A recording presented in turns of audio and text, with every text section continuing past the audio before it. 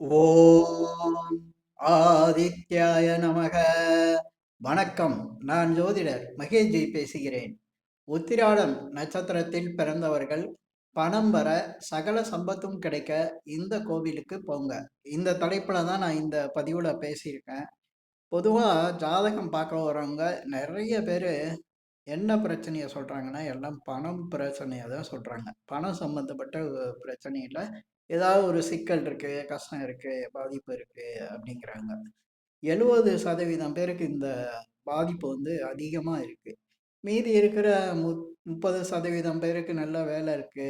அதனால நல்ல சம்பளம், வருமானம். அதேமாரி தொழில் வியாபாரம் சில பேருக்கு நல்லா அமைஞ்சு, அதுல நல்ல வருமானம். அதனால அவங்க பண பிரச்சனைய வந்து ஓரளவுக்கு சமாளிச்சிடுறாங்க. ஆனா 70% பேரு ஏதோ ஒரு வகையில வந்து பணம் சம்மந்தப்பட்ட விஷயங்கள ரொம்ப பாதிச்சிடுறாங்க. பெரும்பாலும் ஜாதகமே அதுக்கு தான் பார்க்க வராங்க.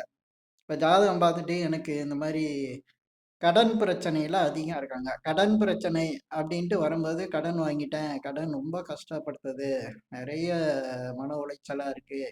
இந்த கடன நான் எப்ப கட்டுவேன்? இந்த கடன என்னால கட்ட முடியுமா? அப்படி ஜாதகத்துல ஏதாவது வழி இருக்கா? சொல்லுங்க. பார்த்து சொல்லுங்க. நான் கடன் கட்டுற மாரி ஏதாவது வழி இருந்தா பார்த்து சொல்லுங்க. அது எப்ப கட்டுவேங்கிறதையும் சொல்லுங்க. அப்படிங்கிற மாரி வராங்க.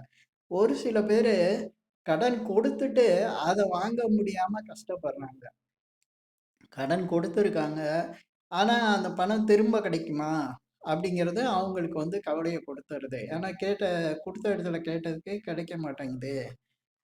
ரொம்ப அந்த பணம் வரலன்னா எனக்கு அவ்வளோ கஷ்டம். அதனால எனக்கு அந்த பணம் எப்ப கிடைக்கும்? கிடைச்சிருமா? அப்படிங்கிற மாரி கேட்குறாங்க. ஒரு சில பேரு தொழில், வியாபாரம் பண்றோம். அதுல பெரிய நஷ்டமாயிருச்சு. இந்த தொழில், வியாபாரத்தெல்லாம் விட்டுட்டு வேலைக்கு போலாமா? ஏன்னா பணம் சம்மந்தப்பட்ட விஷயங்கள்ல ரொம்ப பாதிப்பு, கடன் வந்துருச்சு அப்படிங்கிறாங்க. ஒரு சிலரு வேலைக்கு போய் எனக்கு வந்து சம்பளமே பத்த மாட்டேங்குது. சம்பளத்து பத்தாம ச நெறைய கடன் வாங்கி தான் நான் வாழ்க்கைய செலவு பண்ணிட்டு, அதுல தான் வாழ்க்கைய ஓட்டிட்டு இருக்கேன். அப்படிங்கிற மாரி சொல்றாங்க. ஒரு சிலருக்கு வேலையே இல்ல. வேலை அடிக்கடி வேலை பிரச்சனையா இருக்கு. வருமானம் பாதிக்கப்படுது அப்படிங்கிறாங்க. இது எல்லாருக்கும் வந்து பார்த்தீங்கன்னா, மூல காரணமா இருக்கிறது. பிரதானமா இருக்கிறது பார்த்தீங்கன்னா, பணங்கிற ஒரு பிரச்சனை தான். பணங்கிற பாதிப்பு தான். இது வந்து பல வகையில பல பிரச்சனையா வந்து லைஃப்ல வந்து நிக்கும். ஏன்னா, பணம் வந்து மூல காரணமா வந்து எல்லாருக்குமே தேவைப்படுது. பிரதானமா தேவைப்படுது. பணம் இல்லன்னா லைஃபே ஓட்ட முடியாது. அது ஒரு அதுதான் வந்து வாழ்க்கைய தீர்மானிக்குது. அப்படிங்கையில பணம்ங்கிறது அவ்ளோ பெரிய பிரச்சனைய குடுக்குது.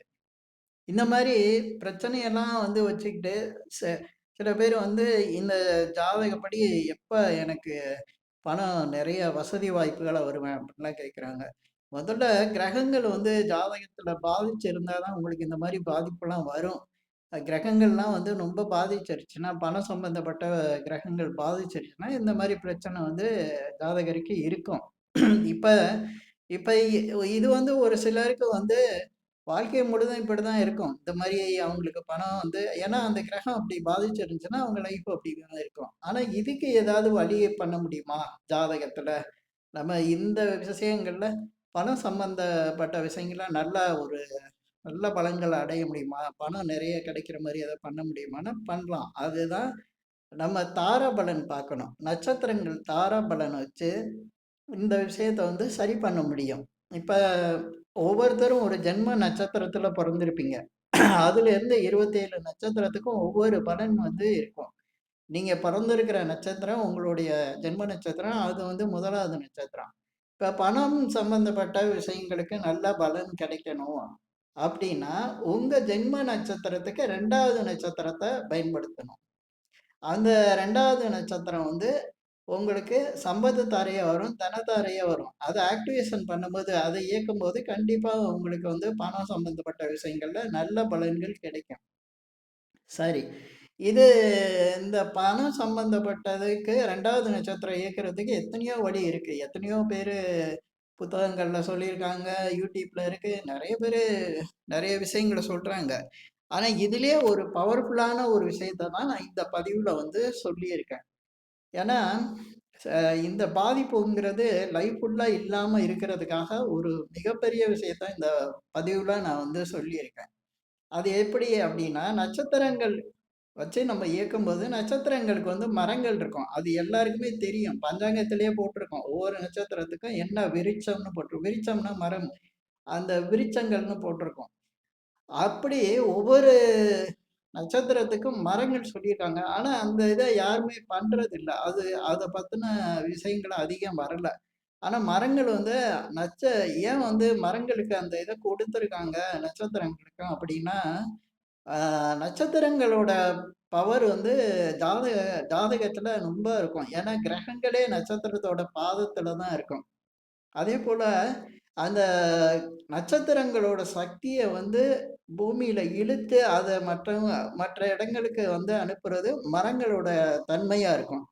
மரங்களுக்கு வந்து நட்சத்திரத்தோட தன்மைய இழுக்கக்கூடிய சக்தி இருக்கும். அதனால தான் பார்த்தீங்கன்னா, பழங்கால கோயில்கள் எல்லாம் வந்து பார்த்தீங்கன்னா, இந்த தல மரம்ன்னு வச்சிருப்பாங்க. தல விருட்சம்பாங்க அத. ஒவ்வொரு பெரிய கோயில்கள்ல எல்லாத்துலயும் தல விருட்சம் இருக்கும். தல விருட்சம். ஏன் அந்த மரங்கள வச்சாங்கன்னா, அந்த மரங்கள் வழியா தான் அந்த ஒரு குறிப்பிட்ட நட்சத்திரத்தோட சக்திய இழுத்து, அங்குள்ள தெய்வங்கள் மூலமா அந்த சக்திய வந்து அ வே வேண்டுதல் செய்றவங்களுக்கு, வழிபாடு செய்றவங்களுக்கு கிடைக்கிற மாரி இருக்கும். அதுக்காக தான் பழைய காலத்து கோயில்லலாம் தல விருட்சம் வச்சிருப்பாங்க. தல மரம் அப்படிம்பாங்க. இந்த விஷயத்த யாரும் கவனிக்கிறதில்ல. நேரா போய் சாமிகிட்ட கும்பிட்டுட்டு அப்படியே வந்துருவாங்க. அ தல விருட்சத்த யாரும் கவனிச்சு பார்க்கறதில்ல. அந்த விஷயத்த தான் நான் இந்த பதிவுல வந்து சொல்லிக் குடுத்துருக்கேன். இப்ப உத்திராட நட்சத்திரத்துக்கு தல விருட்சம் அப்படிங்கிறது எப்படின்னா, உத்திராடம் வந்து ஜென்ம நட்சத்திரமா இருக்கவங்களுக்கு 2வது நட்சத்திரமா வரக்கூடியது. எந்த நட்சத்திரம்னு பார்த்தீங்கன்னா, திருவோண நட்சத்திரம் வரும். அப்ப திருவோண நட்சத்திரத்தோட மரம் என்னன்னு பார்த்தீங்கன்னா, எருக்கு மரம். எருக்குன்னு கேள்விப்பட்டிருப்பீங்க. ஆ ஆனா அந்த மரம், எருக்கு மரம் தான் வந்து சகல சம்பத்துகளையும், பணத்தையும் குடுக்கக்கூடியது, உத்திராட நட்சத்திரத்துக்கு. இந்த மரம் எந்த கோயில்ல இருக்கு அப்புட்ன்னா, இந்த கோயில் பேரு வந்து சுவ தாரண்யேஸ்வரர் கோவில். சுவ தாரண்யேஸ்வரர் கோவில். இந்த கோயில் எங்க இருக்கு அப்புட்ன்னா, ஜெயங்கொண்டத்துல இருக்கு. ஜெயங்கொண்டம் சாலை ரோட்ல இருக்கு. அது ராஜேந்திரபட்டணம்னு அந்த ஊரு பேரு. ஜெயங்கொண்டம் ரோட்ல ராஜேந்திரபட்டினம் என்கிற ஊர்ல அந்த கோயில் இருக்கு. இது எங்கன்னா கடலூர் மாவட்டம் விருதாச்சலம். கடலூர் மாவட்டம் விருதாச்சலத்துல வரும். ஜெயங்கொண்டம் ரோடு அது. ராஜேந்திரபட்டினங்கிற ஊர்ல சுவே தாரண்யேஸ்வரர் கோயில். இந்த கோயிலுக்கு போயி, நீங்க அந்த மூலவர கும்பிட்டுட்டு எல்லா சன்னதியும் கும்பிட்டுட்டு, அதே போல அந்த கோயிலுக்கு த தலவிருட்சமா இருக்கக்கூடியது எருக்கு மரம். அங்க கேட்டா சொல்லுவாங்க. அந்த கோயில்ல வந்து தலவிருட்சம் எது அப்படின்னு கேட்டா சொல்லுவாங்க. அந்த தலவிருட்சம் இருக்கிற இடத்த காட்டுவாங்க. அந்த தலவிருட்சத்திட்டயும் நீங்க வேண்டுதல் வச்சு, உங்களுடைய கோரிக்கைகள சொல்லிட்டு வந்தா நிச்சயமா 100% பணம் சம்பந்தப்பட்ட விஷயங்கள்ல இது வந்து ஒரு மிகப்பெரிய திருப்பத்த குடுக்கும். இந்த மாதிரி ஒவ்வொரு நட்சத்திரத்துல பிறந்தவங்களுக்கும் இந்த விஷயம் வந்து இருக்கு. ஒவ்வொரு கோயிலு, அந்த கோயில்ல எந்த தலவிருட்சம் இருக்கு அப்படிங்கிறத கவனிச்சு, அந்த தலவிருட்சத்த வந்து கும்பிடும்போது, நீங்க எந்த வேண்டுதல் வேண்டுறீங்களோ, அந்த வேண்டுதல் வந்து 100% பலன் கொடுக்கும். இப்ப உத்திராட நட்சத்திரத்துல பிறந்தவங்களுக்கு, நான் சொல்லியிருக்கிற இந்த சுகதாரண்யேஸ்வரர் கோவில் வந்து ஜெயங்கொண்டம் சாலையில ராஜேந்திரபட்டினங்கிற ஊர்ல இருக்கு. இது கடலூர் மாவட்டம் விருதாச்சலத்துல இருக்கு. இங்க போயிட்டு வந்தீங்கன்னா, நிச்சயமா பணம் சம்மந்தப்பட்ட விஷயங்கள்ல ஒரு நல்ல திருப்பம் உண்டாகும். இப்ப இந்த பதிவுல நான் சொன்ன விஷயங்கள் உங்களுக்கு பிடிச்சிருந்தா, ஷேர் பண்ணுங்க, லைக் பண்ணுங்க. அதேபோல இந்த சேனலுக்கு சப்ஸ்கிரைப் பண்ணுங்க. என்கிட்ட ஜாதகம் பார்க்கணும்னா மட்டும் கீழ இருக்க என் நம்பருக்கு கால் பண்ணுங்க. நன்றி, வணக்கம்.